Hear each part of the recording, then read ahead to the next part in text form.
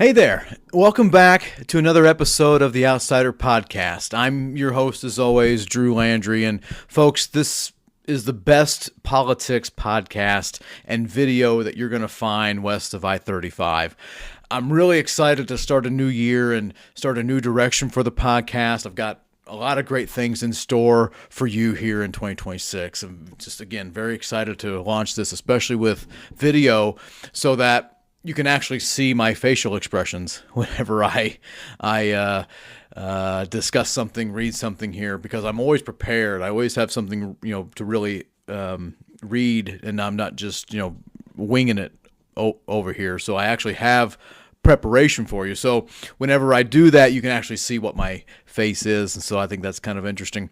And I'm just excited for this new direction as to where we're heading with this. And so before I get started in all this, first let me just say to you, Happy New Year, to really timestamp the recording of this. And so I'm very glad to be celebrating a new year with you, and I'm hoping you're in, that you got very good plans for yourself, for your family, your career, all the goals that you might have and that you hope that you can achieve here in 2026. And so that said, this episode is going to look very much so at something that often gets discussed, all right, at this time of year. And folks, that's the anniversary of January 6th. And so that's going to take up a large portion of today's episode.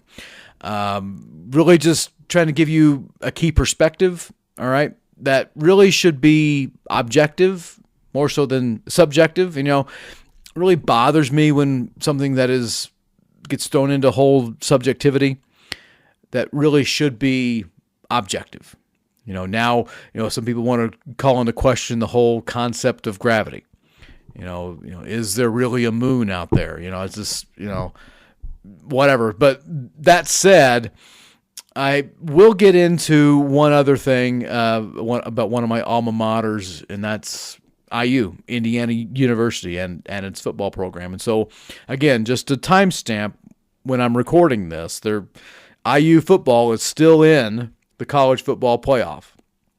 So, whenever whenever you're hearing me talk about IU football, know that when this is being recorded, the team is still in the college football playoff. So, so if you listen to this, next month, and the whole thing's over, and you'll actually understand that that when I was discussing this, it was relevant at that time. So the key portion of today has to do with January 6th. And folks, look, we're entering into the 5th anniversary, or we're around the 5th anniversary of the attack that took place on the Capitol on that very sad day in American history. And so before we really get into a lot of these things, let me just explain to you why January 6th is even a thing.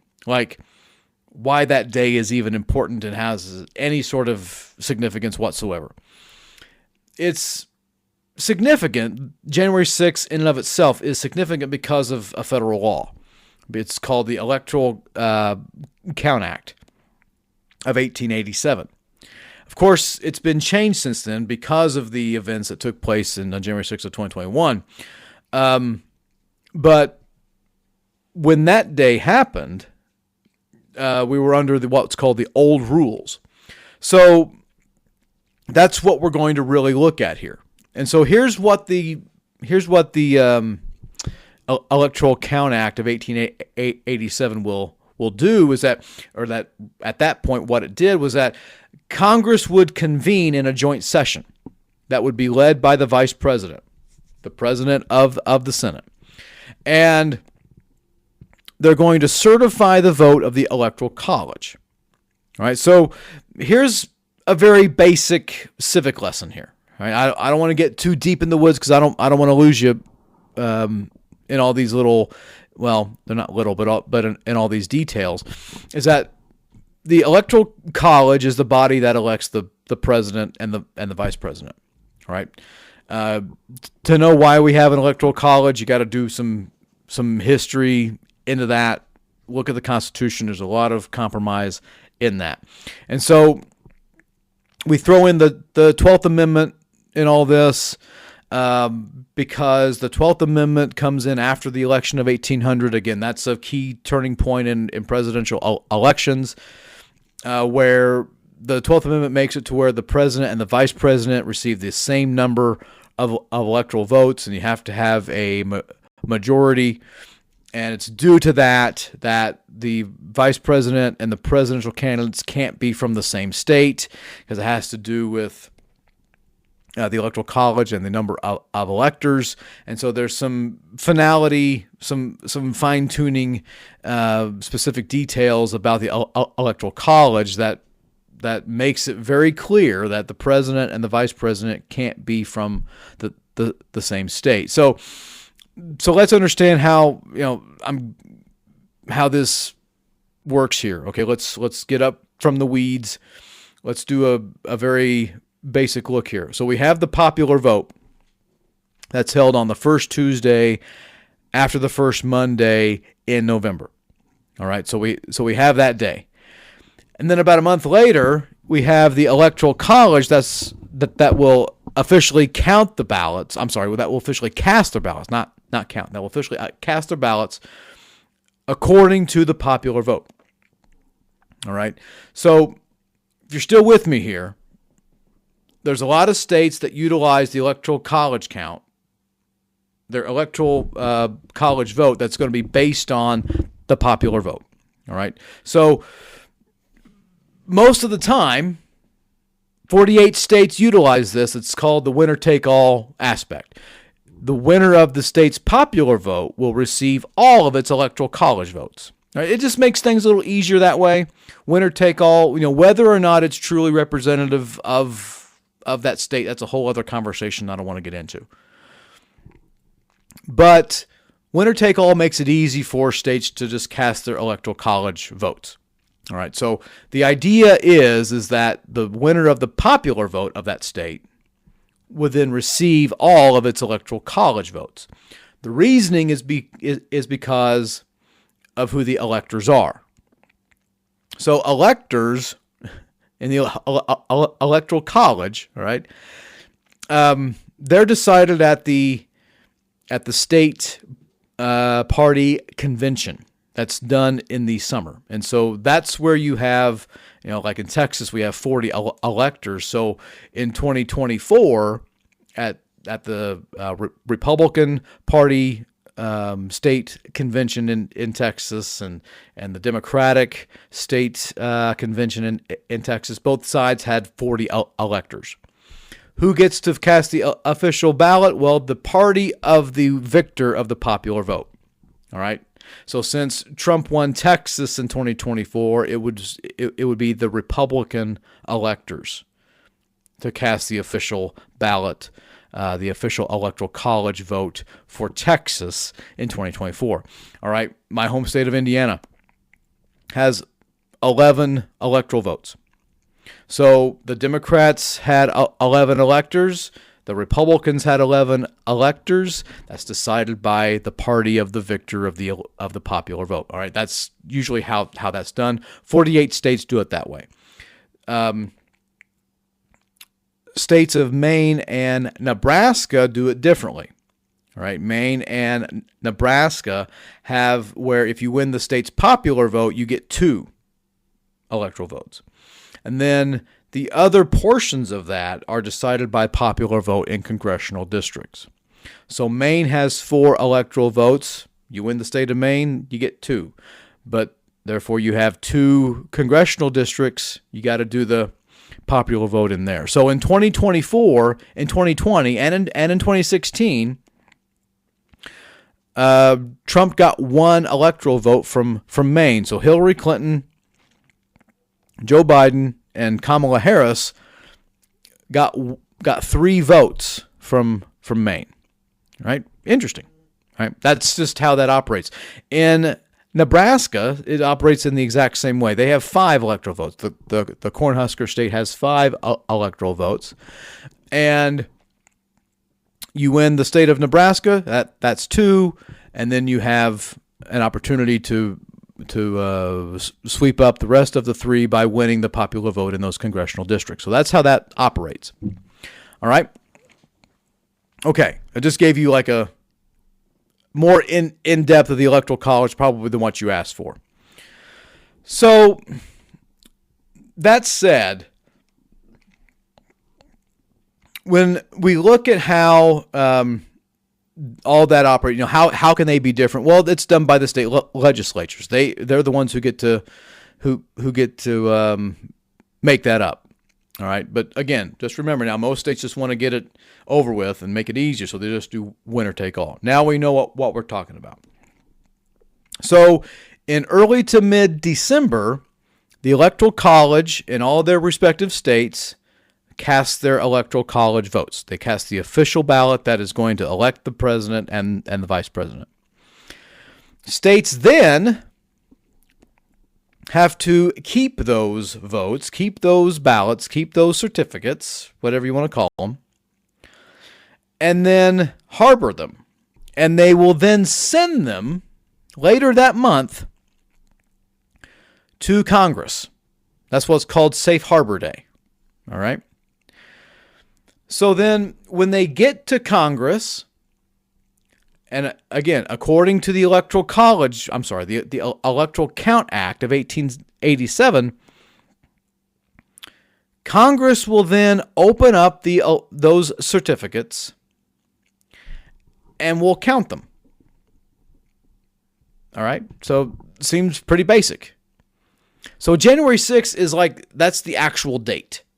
That's what it reads in the electoral count of 1887, and since the time that it's been amended, it actually reads as January 6th. So no matter where that day actually lands in the week, it could be a Sunday, it could be a Saturday, it could be a Thursday for all we know. It specifically reads January 6th. All right, so Congress will meet in that joint session led by the vice president, and they certify the Electoral College vote. All right. Honestly, it's straightforward. It's simple. It's boring. It's very administrative. Can there be objections? The answer is yes. There can be objections. According to the old rules, here's what you had to do. You had to put it in writing, and you had to have a member from the House and a senator to sign on to that, and then there would be a formal objection. If you did not have it in writing and you did not have a member from both chambers to sign on to it, then the objection would fail. Okay? So that objection process has been done a few times, since the 12th Amendment was ratified. It's been done in a handful of ways. But again, I just want to make it very clear to you, it can happen. The objection process doesn't always happen. All right. So all that they're meant to do in Congress on January 6th is just to count the Electoral College votes and certify them. Once they're done, the president of the Senate officially declares a winner without question. And then 2 weeks later from that day, you have the inauguration of the president and the vice president. All right. Again, that's January 20th. Now, that date is set forth by the 20th Amendment to the Constitution. Okay. That's why it's called Inauguration Day. The 20th Amendment also makes it to where January 3rd is the date of when Congress begins its new session. All right. So all of that falls into place. All the puzzle pieces are actually set in. So January 6th is meant to be this very administrative, mechanical day. And believe me, it's not any sort of like major holiday or anything of the sort. It's just actually set by the Electoral Count Act of 1887. All right.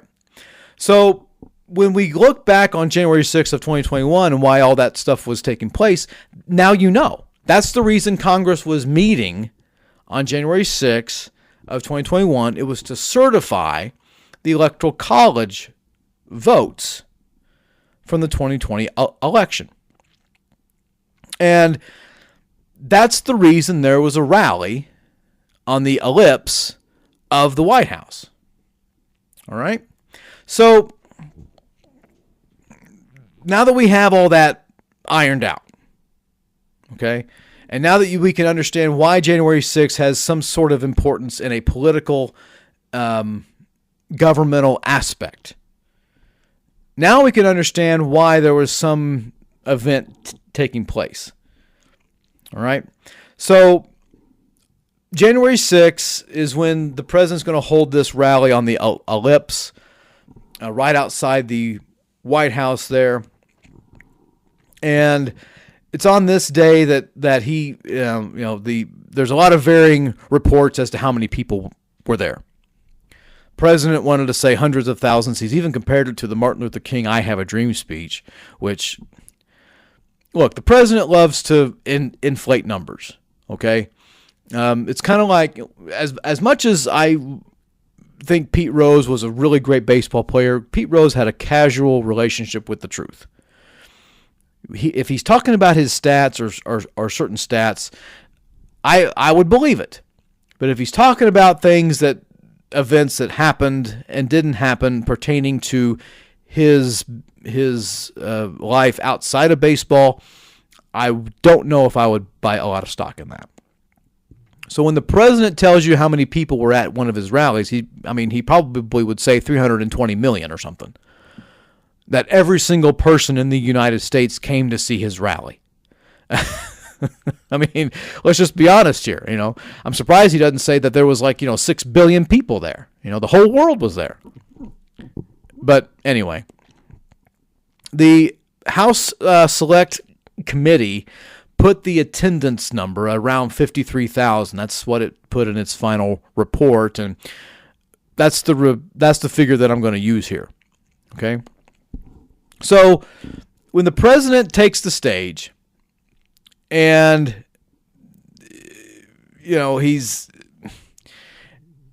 there's a purpose to all of this. All right? There's a purpose to all of this. And his purpose is quite clear. He wants to make himself as if he was a victim. He's going to say here, and look, the president talks for about 70 minutes. That's about an hour and 10 minutes here. He's going to talk to the people who are there. And he's going to frame himself. He's going to shape the narrative that he was a victim out of a conspiracy. And because he was a victim of a conspiracy and he was the Republican candidate, that people who supported him were robbed of a victory. Therefore, putting the very question of a legitimate election in place. Of course, he'd been saying that now for about 2 months. A little more than, about a month and a half or so. So, when he's going out there for that 70-minute, I guess you want to call it a speech, he reinforces all of those things. And look, there's links. I mean, you can Google DuckDuckGo it, Yahoo search it, whatever. His speech, you can find the video out there. You can watch the whole thing if you like. But he tells them that they're going to stop the steal. And how he hoped Vice President Mike Pence would, quote unquote, do the right thing while they're doing the certification. And what does do the right thing mean? Well, in this context, according to the president, doing the right thing would mean that he, being Vice President Pence, would stop the certification. That he would somehow stop it, send the certifications back to the states, and then the states would be able to recertify in some manner. And if he did that, if Vice President Pence did that, then President Trump and Vice President Pence would somehow win. You really got to scratch your head and wonder, what on earth are you talking about? I mean, let's also know that the president, in the past month and a half or so, had been really working the phones and working everybody in Congress to essentially steal the election. I mean, he was caught in a phone call. It was recorded. It was made public, where he called the state of Georgia's Secretary of State, named Brad Raffensperger, called him and asked him, or I guess you could say told him, to find 11,780 votes, because that's one more than how many votes Biden beat Trump in Georgia. So just find him just one more vote. That's all. I mean, that is without question trying to steal the election. That's actually with evidence. You don't need to have any sort of deep analysis or have any sort of forensic evidence with this. You don't need to do that. I mean, it's quite simple. So the president has all these people around him who are just flat out sycophants. Like, they just want to be around the president. They want a seat at the table, so they will tell him exactly what he wants to hear. I can just hear it now. Can I do that? Can he just do that? And then you got these goofball people who want to be taken seriously saying things, oh, yes, sir, he sure can. Oh, yeah, he can do that. No, he can't. Being a sycophant does not make you a good advisor, and only wanting to hear from sycophants does not make you a good leader. I think that needs to be said and repeated several times. But these baseless claims that the election was stolen, that everything was rigged, the deep state was out for him, the media really hammered him and didn't treat him fair, and just whatever type of malarkey that can be thrown out there was thrown out there. And that was the president's goal. That helped him achieve his goal. And that goal was mainly to have about 2,000 attendees to feel despondent, angry, and fearful. And those attendees, with many others, marched to the other side of Pennsylvania Avenue and later attacked the Capitol to stop the certification count. Now, I need to be fair here, as fair as I can. The president does say in his speech that he wanted them to peacefully and patriotically march to the Capitol to protest.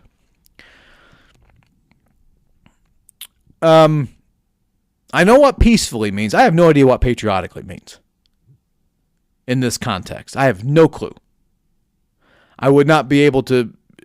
I mean, it's just another description to inspire. That's all he was really trying to do here, is wanting the people to feel like that they're doing this for the right reasons. So, just throw out the term patriotically out there. Tell them that they're patriots for doing this in my name. I guess. But when it comes to the First Amendment, and when it comes to peaceful protests, and it comes to these sorts of things, you have to look at Supreme Court cases. And so we have to be able to understand what types of speech are protected and are not protected. Because we have to be clear here, folks. The First Amendment has limits. And so there's a couple of cases that I think are very important for us to understand. And one was done in 1963. It's called Edwards versus South Carolina, where the Supreme Court in this landmark case Distinguish between protected peaceful actions and violent violent ones. Eventually I'll get this right. Distinguish between peaceful actions that are protected and violent ones that are not. Okay? Then you look at a court case just a couple years later called Cox versus Louisiana in 1965. This established what was called the doctrine of time, manner, and place in regards to protesting and enforcement. Enforcing time, manner, and place cannot be discriminately or arbitrarily used. And believe me, folks, there are a lot of Supreme Court cases that can be cited here when it comes to protesting, when it comes to peaceful protest, what's protected speech, what isn't protected speech, that can be used in this context. But I want to make one point very, very clear. The Ellipse rally that was held on January 6th, that was an instance of free speech and assembly. That's protected free speech right there. Whereas the violent acts that took place on the Capitol afterwards, those were not protected forms of free speech. But we have to make something else very clear here. The intent of the violence was intended. All right, it's without a shadow of a doubt in my mind. The violence that took place on that day was to stop the certification of the Electoral College count. That would lead to Donald Trump's exit from the White House, and to stop it at all costs. There's just no question. That was the intent of the violence. Jack Smith, the prosecutor that was saying that was going after the then it was the former president over this, was recently said in his testimony to Congress that you don't have the attack without Trump. You don't have the attack with then President Trump. I think there's a pretty good connection with that. I think Jack Smith makes a good point. But I don't think it necessarily constitutes January 6th that day. We'll get into that a little later. Now, folks, what bothers me as a patriot, now I know that term has a connotation. The right, the political right in America has kind of captured that term. Let me tell you what it means to me. A patriot is someone who believes in this country, believes and has hope for this country, and shares the values that are essentially American. Now, everyone has different opinions as to what they are, but when it comes to being patriotic, it doesn't always mean carrying the American flag. You know, there's the old saying, going to church doesn't make you a Christian just as much as me standing in my garage doesn't make me a car. Just because I might have a flag hanging outside my home doesn't mean I'm patriotic. There's got to be action with that. And I have different opinions as to what that could be as opposed to somebody else. But as someone who values the freedom of speech, the Constitution, I welcome that conversation. And so that's, to me, is what a patriot is. And that's what I am. Now, if someone wants to debate me on that, I'll tell you how to get a hold of me later in this episode. But what bothers me about January 6th as a patriot, as a constitutionalist, as an academic, as an American,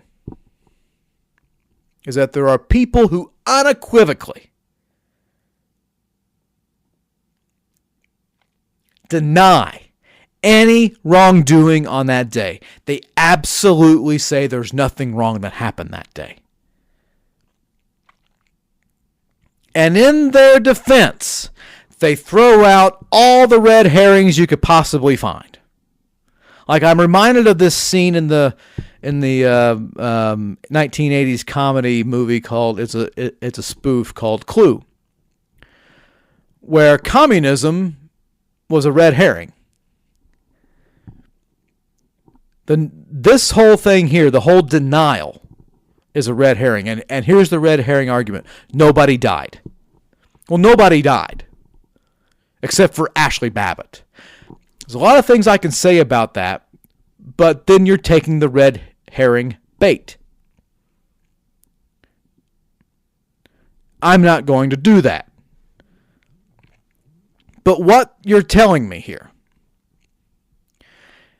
is essentially this logic, is that the Cuban Missile Crisis, who cared about that? That was such an overblown moment in history because there were no missiles that were launched. That's what you're telling me. Nobody died. You are obscuring the larger truth of this event. You are minimizing the impact of the attack on the Capitol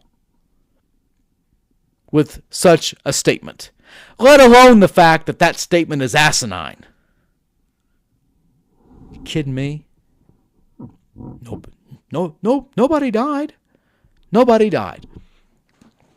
They threw out this red herring of an argument that nobody died. You don't see through it. I mean, I'm sorry. You see through it. You got to go past it. You don't buy that.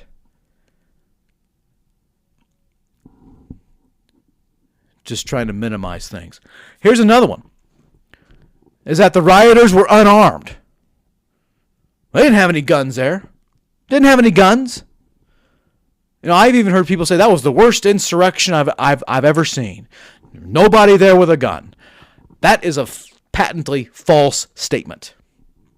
Now, look, not every rioter who was there had a firearm. I'll give you that. I will give you that. But there were many who were. There were many who did have a firearm. Guns were not the only weapon of choice, though. According to the reports, rioters came, and I'm not just looking at one report here. There's a lot of them. Again, conduct a search engine inquiry. You'll find the exact same things that I found. Rioters came to the Capitol with firearms, tasers, brass knuckles, batons, knives, pepper spray, bear spray. So this whole claim that the rioters came to the Hill, that they arrived on the Hill unarmed, is unequivocally untrue, is 1,000% false. Tell me that they're unarmed. And then I hear this thing about the FBI. I mean, the FBI? I mean, folks, you really got to go down the rabbit hole with this one. Like, you really got to dig deep. You got to follow that white rabbit because it's got the clock and it's late. I mean, you're really going in it here. The FBI. Here's what these defenders that nothing wrong happened there, that January 6, 2021, and the events that took place is overblown. This is what they say. That the FBI incited the riot. And they were actively involved throughout the time. Again, folks, no evidence of this. Zero. How do I know that? Because the Department of Justice did its own investigation of this and found nothing. They found that informants were there, FBI informants were there, but none of them were authorized or ordered to fight or to enter the building. None of them.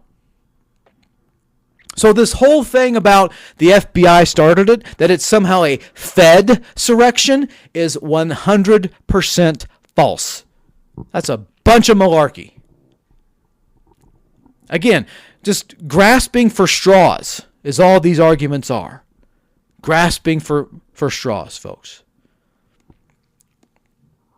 And then I hear this thing, well, the FBI let them into the building. No, they didn't. That wasn't the FBI. Capitol Police showed up, and they saw that they were outnumbered almost 100-1. They were going to stand behind those barricades. And then they realized they were vastly outnumbered, and then they left. Well, there was someone who was showing them around. There are some reports to suggest that that person was acting as a decoy to get those people away from the U.S. Senate. Like, why is the actual facts being just incredibly obfuscated here? I don't understand. And then here's another one. There's another key argument as to why January 6th is no big deal. It's the whatabouts. What about? They would rather live in whataboutism land than actually, reality. So here's what these defenders of the attackers will say. They'll bring up, well, what about Black Lives Matter, Antifa, summer of 2020, all the riots that took place there? Well, okay. While this is easily sidestepping and just going, if when you're falling down, you don't push your opponent to the ground or to the floor or on the mat. You just let them just keep flailing.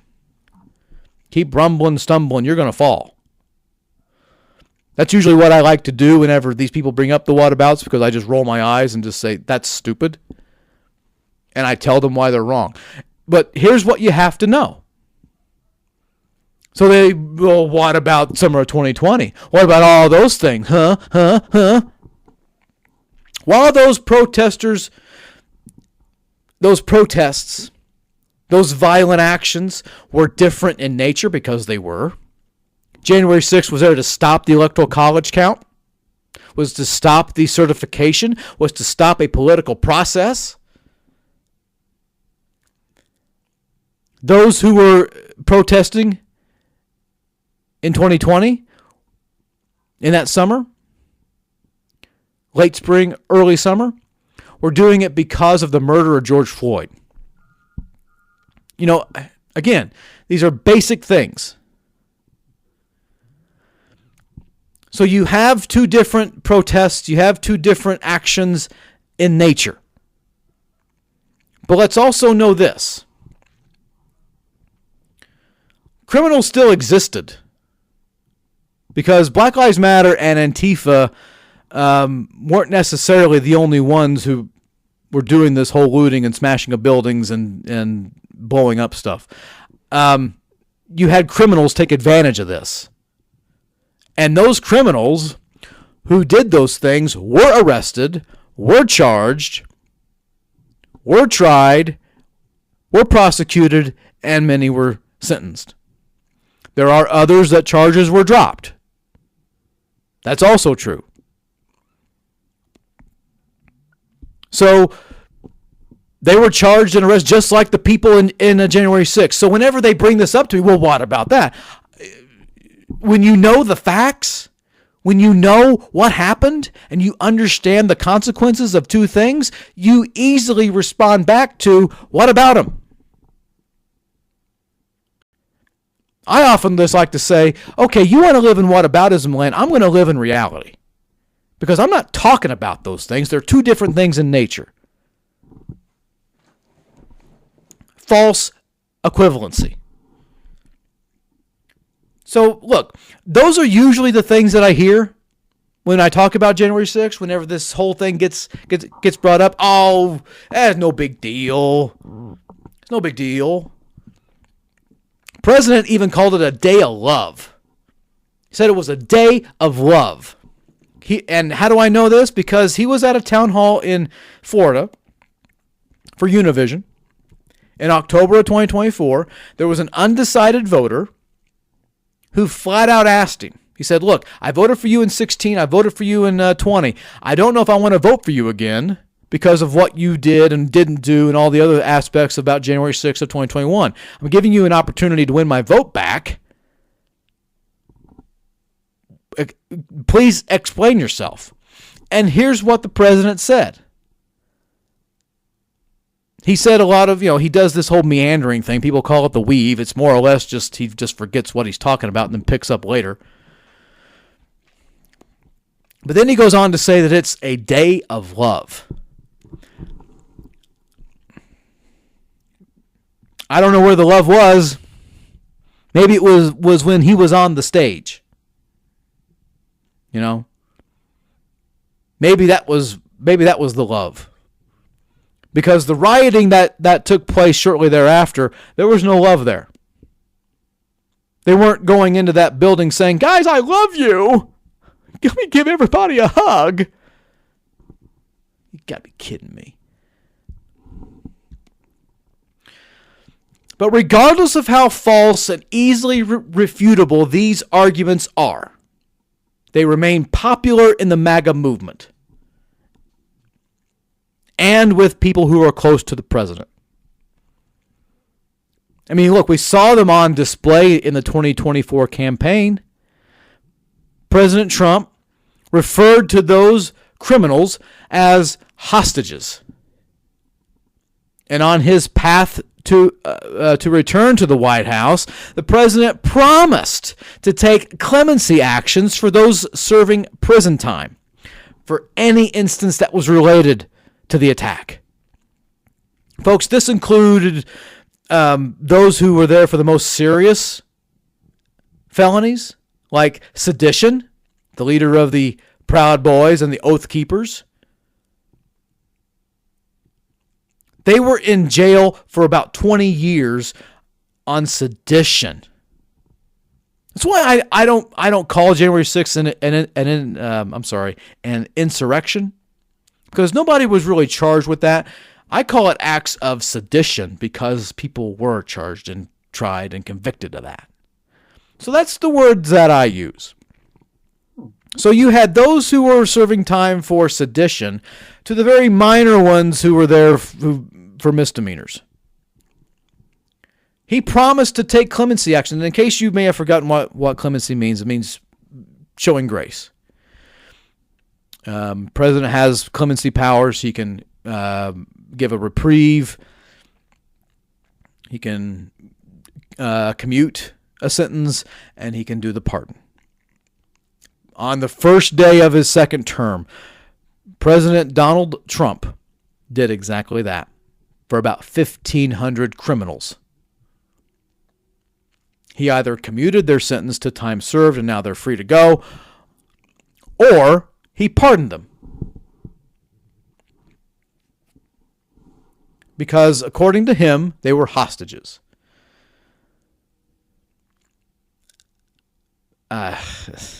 You really got to think about the type of verbiage here. But 5 years later, it needs to be clear that we are far from a shared understanding as to what happened on January 6th of 2021. Far from it. And it's mainly because of misinformation and disinformation from people who just don't accept what happened. Steve Bannon, Alex Jones, all these far-right goons who just absolutely say nothing was wrong. Nothing took place.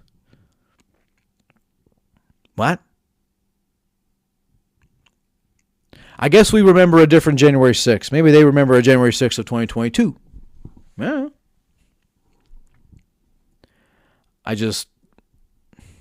scratch my head.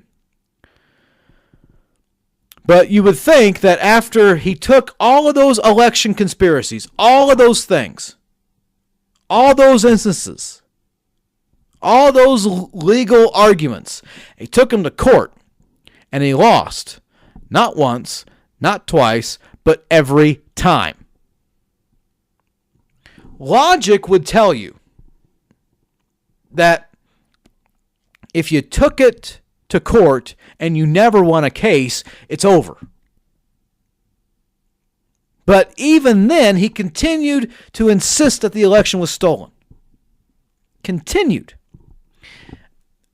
I'm old enough to remember last year he said, guys, we're going to have this big evidence. I'm going to show you the big evidence that the election was stolen. I got big evidence for you.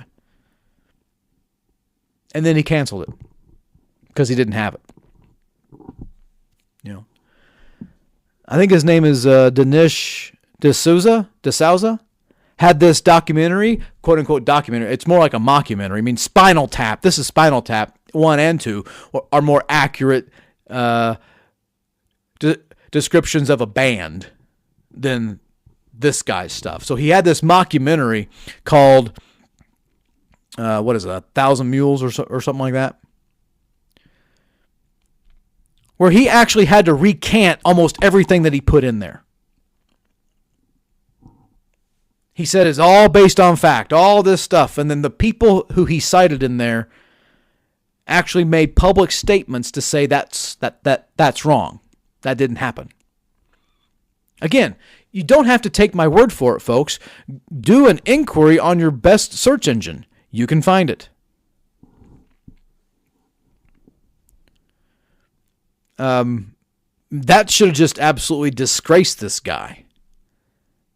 But now they have their own echo chamber, and that echo chamber, folks, is called PragerU, where they continue to say that, well, that was contested, and even though Joe Biden was called the winner, we don't really know if he was. That's a bunch. There's a word I want to use here, but I'm not going to. But it's just a load of malarkey. Donald Trump had a choice to make. He could either accept the fact that he lost in 2020 and try to unite the country, get behind Joe Biden, say, he's the president, I'll help him in whatever way that I can throughout this transition. He could have laid down the swords and just say, look, we fought hard, I lost, it's over, let's move on. Or the other path was of denial, delusion, distortion, division.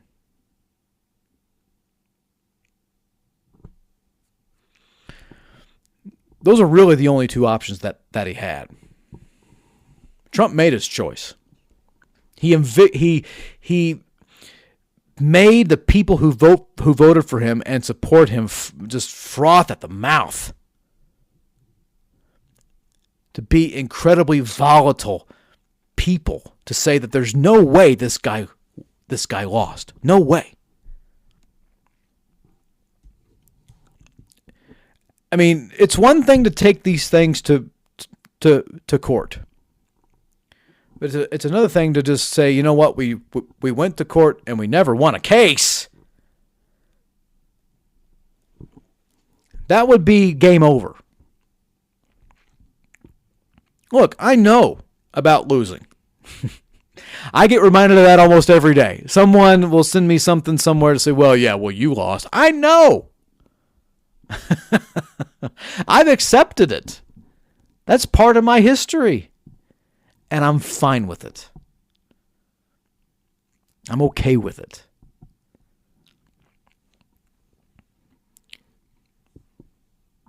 But I've moved on with it. The president had a choice, just like Vice President Gore had in 2000. Now, you may remember this. Vice President Al Gore in the election of 2000 is going up against then Texas Governor George Bush for the 43rd presidency.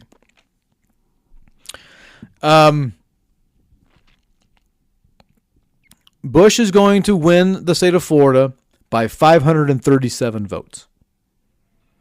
We're talking like, millions of votes being cast here, and Bush is going to beat Gore in Florida by 537. That is a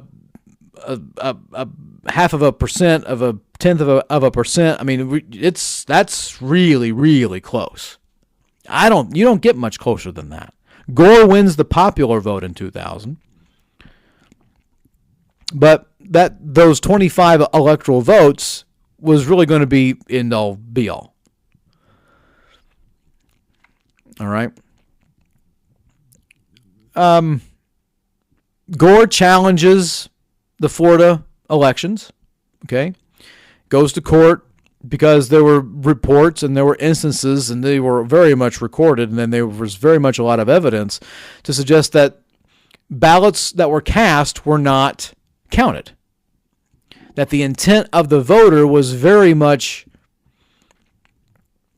made clear, but they weren't counted. And so Gore's argument was count the votes, because those people, I know more of them voted for me than voted for Bush. Now, he didn't say the last part, but you can understand why he would do that. That's implied. Bush's argument throughout the entire time is, hey, this thing's over. And to Bush's credit, he acted like he was the winner. Gore kept saying, hey, look, we have to keep moving on here. We have to keep pressing on. And there were times when they won at the state level to count the votes, and then it went up to the U.S. Supreme Court in December of 2000. And the U.S. Supreme Court, in a 5-4 decision, and the case is called Bush v. Gore. The Supreme Court essentially argues that there's not enough time to count the votes in order for the certification. So they said stop the count. Now, many years later, one of the Supreme Court justices who retired in 2005, and let's call her Sandra Day O'Connor because that's her name, was asked about this in interviews and everything else, and she eventually will say, we shouldn't have taken the case. I don't know if she was part of the group that wanted to hear the case or not. We may never know that, but but they did. And when the Supreme Court made its ruling, Al Gore comes out and says, while I disagree with the ruling, I will accept it and I will respect it. And I congratulate George W. Bush on his victory, and I will help in whatever way that I can to unify this country, and I will help him with the transition, and so on and so on and so on and so on.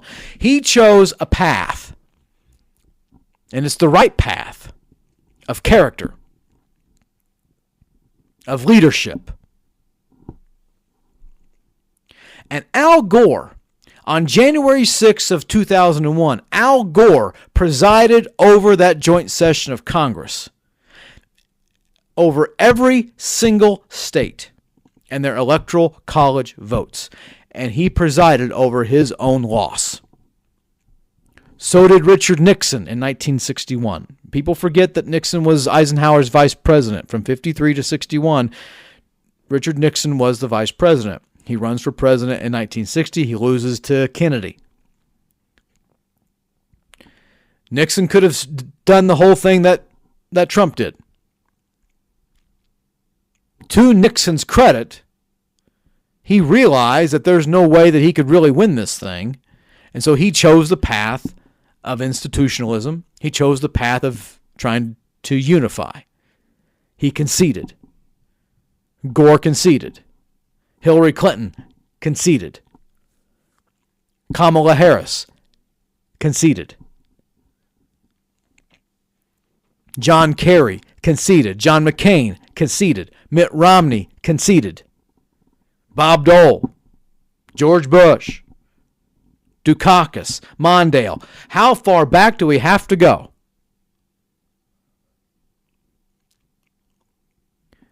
But when it came time for the president in 2020 to say, I thought we won. Looks like we lost. I wish President-elect Biden all the luck in the world, and I'll help with the transition. He could have done that the next day. Could have done in the next 48 hours if he wanted to. But the president chose the path of despair, of desperation, of division. Because he had a bunch of sycophants around him to say who had no spine whatsoever to tell truth to power. And then later you hear, you have Bill Barr. Was it Bob Barr? Bill Barr. No.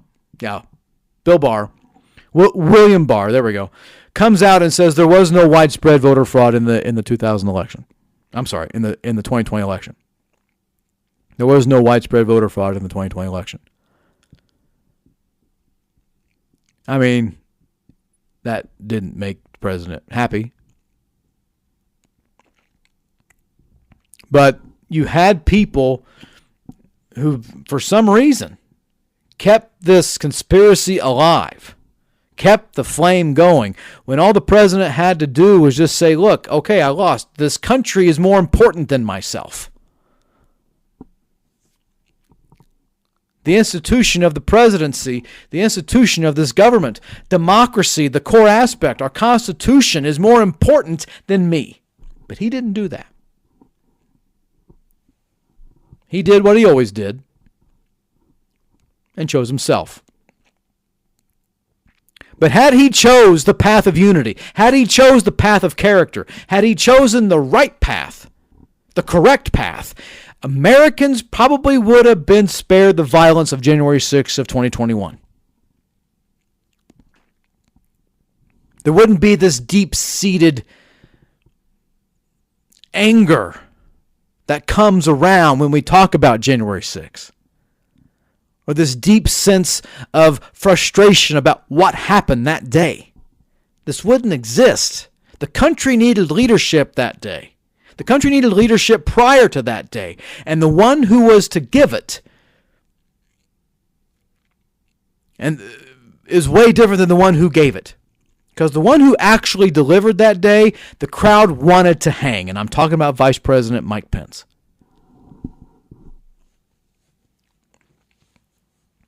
Vice President Mike Pence at the time showed more courage than anybody else in the White House. But I need to say this.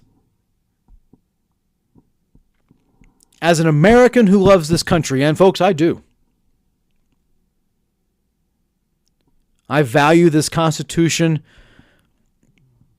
and the institutions and the hope and the opportunities and the freedoms and the diversity that this place is meant to welcome. I celebrate those things. The evergreen lesson of January 6th is when we choose division over unity, anger over hope, desperation over opportunity, the consequences are profound.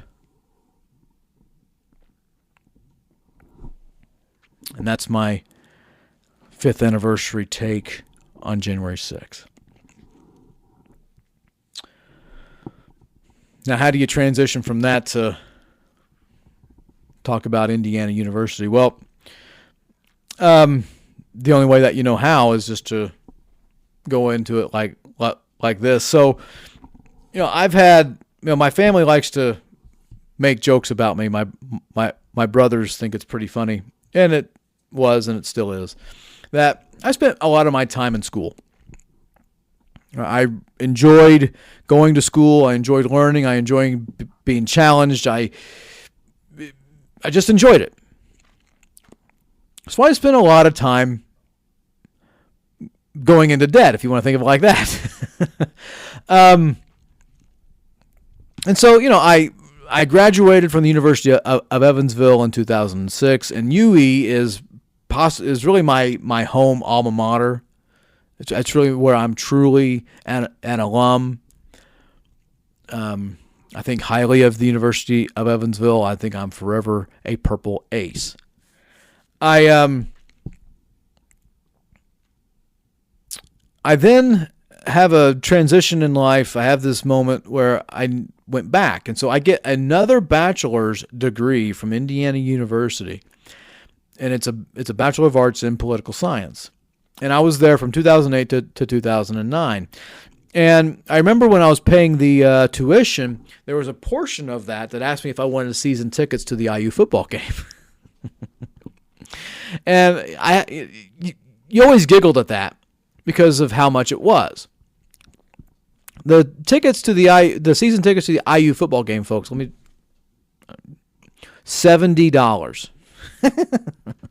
70 period 00000. Add that on. I said, yeah, sure. Now, at that time, IU football was really bad. And so, they're just trying to give these tickets away. And I lived like maybe a mile away from Memorial Stadium, and they may have won maybe 3 or 4 games. There's just not a very happy time. The best game was always the last game when they played Purdue. And there was a time when Purdue was like a really good football team, but it wasn't this time. Neither. So it was a really fun matchup to see those two play. When you look at the history of IU football, they hadn't won the Big Ten title outright on its own since World War II, since 1945. They hadn't won a bowl game since New Year's Eve of 1990. They've been in bowl games. There were some halfway decent teams where they would win 6 or 7 games, but they weren't the powerhouse that they are this year or that they were last year. So here you have a new coach, changed the culture, first ever Heisman winning football player in Fernando Mendoza, and they're just fun to watch. Now they're going to have a rematch here, and I think it's called the Peach Bowl. That's a fun title.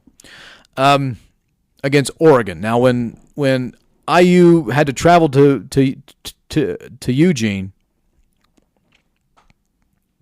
and they played the Ducks up there. They beat them by 10, and that is when I knew that IU football was for real.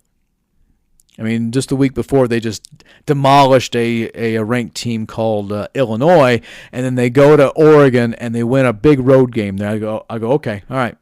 This team is for real. They had that last second catch by Cooper in the end zone at Happy Valley against Penn State. Probably the catch of the year in all of college football. And then they go on and beat Ohio State in the Big Ten Championship. They hadn't beaten Ohio State, folks, since 1988. At all. For most of my life, I turned 44 this year. For most of my life, they've never beaten Ohio State. So here they do, and this is a great year. Now, what made it that way? Yes, the coaching staff is a big deal. I don't want to downplay that. But I think it's also the NIL. I mean, that's the big thing that has leveled the playing field out here in West Texas with Texas Tech. Texas Tech has had a very strong and colorful history going to bowl games, winning bowl games, and it's not like that they won like these like a Pop-Tart bowl. I mean, what the heck is that about? Why does Pop-Tarts get a bowl? Whatever. But that said, Tech has had a very good history of getting into pretty decent bowl games and doing pretty well. I don't know what the record is I don't know what Tech's record is in bowl games, but I'd imagine they've won more than they've lost. But that is what has been Tech's biggest equalizer, is the strong alumni that Joey McGuire, who's the head coach, has been able to really to rally to get them the practice stadium, the Womble, I think Womble Field or Cabo Wabo, whatever. And to get these name, image, and likeness NIL contracts with these athletes. All right. They'll be there for a year. They might go to class. Who knows? And I think NIL has had a pretty big influence in also IU getting these players there. Because, the question is, do you want to win? Sure. Now, there's going to be naysayers out there who's going to say, well, IU only played Ohio State once. And look, the Big Ten has become a big mass. It's now nationwide. It goes from the West Coast to the East Coast. You got the old Pac-10, Pac-12, Pac-10. Except for two schools. And then you have old Big East schools like Rutgers and Maryland. Maybe that was an ACC school. Coming into the Big Ten. Big Ten was meant to be a Midwestern conference. Just like the Big Eight, just like the Southwestern Conference was meant to be more of Southwestern places. The Big 12 is meant to be a Southwestern conference. Geography doesn't matter anymore. But these naysayers would like to say, well, IU didn't play Michigan, didn't play Ohio State, didn't play. And then you have some naysayers for Tech who will say, well, they're only dominating because UT and Oklahoma are out of the Big 12 and are now in the SEC. Come up with whatever excuse that you want. If Kirby Hocutt, who is the AD, the athletic director for Tech, they want to get into a contract with UT or Oklahoma for non-conference games, go ahead. But you make sure they come to Lubbock, because Tech's had the better record. Yeah. Just face the fact here. Well, they don't have to play the schedule that UT does. Do you think UT and Oklahoma left the Big 12 for the SEC for competition? No, they left it for money. That's what it comes down to. That's why A&M left the Big 12, because they didn't want to be dictated to by UT and money. That said, is the Big 12 a weaker conference than I'm not getting into that. This isn't a sports podcast. But what I will say is this. Tech's future looks pretty bright. IU's present, looks really good. And I think with this coaching staff and his ability to recruit and the strong alumni, you're going to get good NIL. These NIL contracts is a game changer. Now that paying players is legal, there's 1980. The 1980s and SMU is looking at this going, come on, Southern Methodist, really? But I'm cheering on IU, I never thought I would say that because when you grow up in Indiana, you kind of like IU, but here I am like being forced to like IU. I'm like, no, I don't like IU anymore. So I had a little Saul of Tarsus on the road to Damascus type of a feel here. So I'm like, yeah. So I have 2 bachelor degrees, one from the University of Evansville, another one from Indiana. And then in 2009, I went to Rhode Island and got my master's in political science from the University of Rhode Island. Go Rams. Right. But you gotta, if you're in Lubbock, you're in West Texas, you have to admire Texas Tech, and so I do. So it's a pretty big campus, very, very beautiful. So is my employer, South Plains College. So I should mention here that my opinions are not necessarily shared by those of South Plains College and the faculty and the administration and the Board of Regents and all those people there. So don't think that this is somehow my employer is endorsing it. They're not. This is just me doing this out of my own free will and accord. I needed to say that, needed to throw that disclaimer in there. All right. Folks, thank you for listening to the Outsider Podcast. Folks, you can find the Outsider Podcast on Facebook. You can go like and follow it there. Find it, you can find it on, find me on Twitter, Instagram. All right. Also, like and subscribe to us here, me here on Apple Podcasts or on Spotify. Also, be sure to subscribe to me on Substack, where you can find this video, and also on YouTube.